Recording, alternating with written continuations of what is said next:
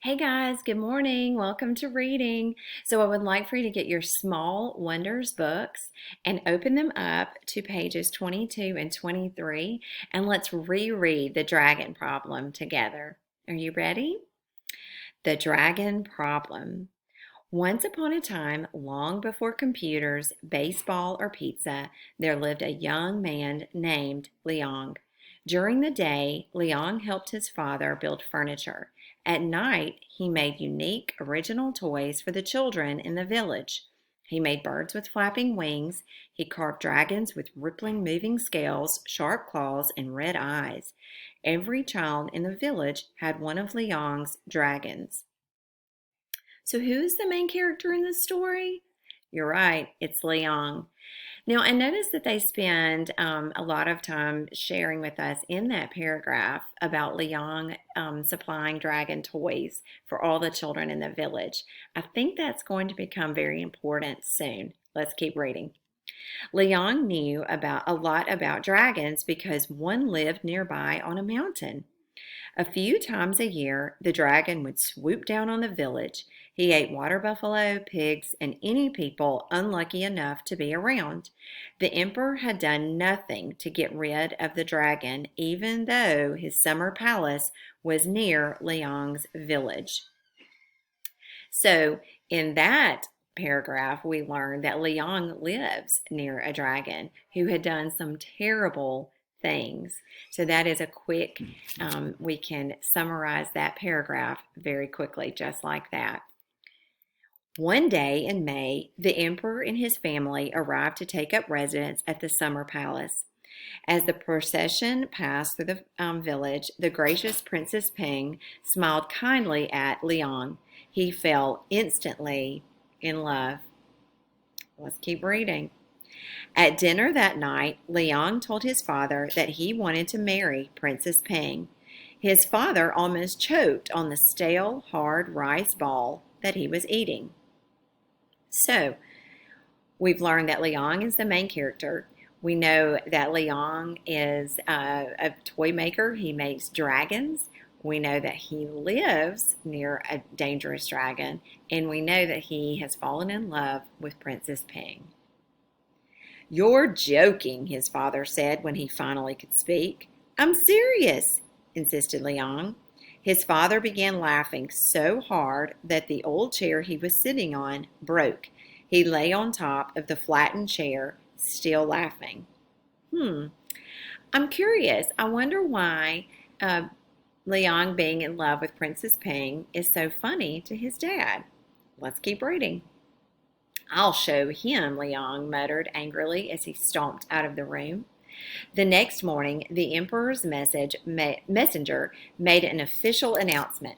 His most noble emperor proclaims that whoever gets rid of the dragon will marry his daughter, Princess Ping.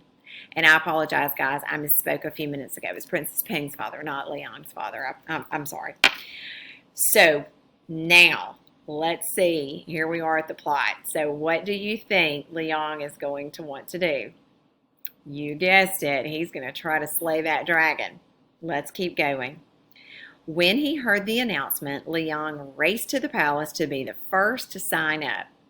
Then he looked for his friend Li to help him brainstorm ideas for getting rid of the dragon. Unfortunately, Li was away. Liang sat on a bench frowning. Nearby, children were playing with the toy dragons he had made them. I feel a clever idea coming on. What about you? Liang, what's wrong? The children asked. I have to get rid of the dragon on the mountain, he told them. I have an idea, said little Ling Ling. Why don't you carve a giant dragon and leave it by the cave? It will alarm the real dragon and scare him into flying away. Liang stared at her. Perfect, he shouted and rushed toward home. Perfect is a what? Exclamation. That's right. He worked frantically for days making a huge, scary dragon's head. The night he finished, he loaded it onto the cart and went up the mountain. When he got near the cave, Liang put the wooden head on top of a big rock. From the front, it looked like the rest of the dragon's body was behind the rock. So what do you predict? Do you predict that the dragon is going to be afraid of the dragon that Liang is carving? Let's keep reading. Liang hid in the bushes and gave a loud roar. "What's that noise?" growled the dragon, rushing out of his cave. Then he saw the massive dragon head glaring at him. "Go away or I'll eat you up," he commanded. The huge dragon continued to glare at him. He must be very strong. He's not afraid of me, thought the dragon, who, like all bullies, was actually a coward. And that is true, my friends. He decided that now was a good time to take a long trip.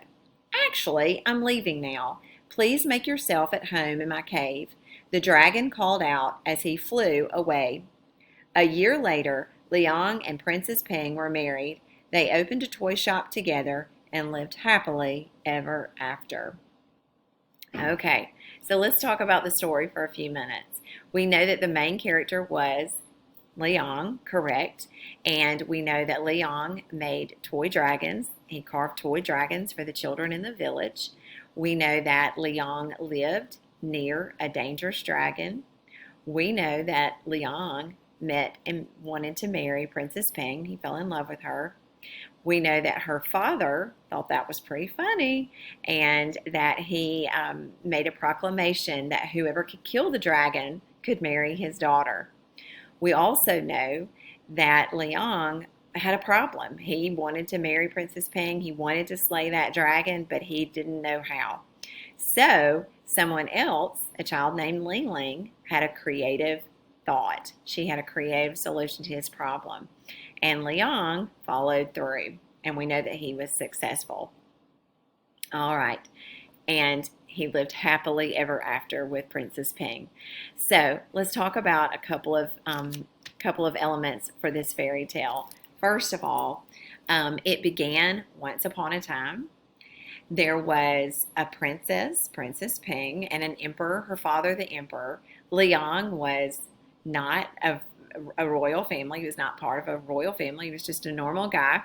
And we know that there was a dragon involved, and he slayed the dragon. They had a problem. And we know that they lived happily ever after. Okay, guys, let's talk about, is this story fiction or nonfiction? Let's review. Fictional stories are not true. They're made up. They have make-believe creatures like dragons. They have animals that talk or wear clothing or do other things that people do. And then nonfiction is true. It's something that actually happened. Is this story fiction or nonfiction? You're right. There are no such thing as dragons. So this is a fictional story. All fairy tales are fictional stories. You guys did a great job today. I would like for you to reread that story. I would like for you to sequence the story. What happened in the beginning, what happened in the middle, what happened next, and then what happened at the end. Tell me about the ending. Write that down on a piece of paper, and we will talk about it tomorrow. Have a great day. Bye.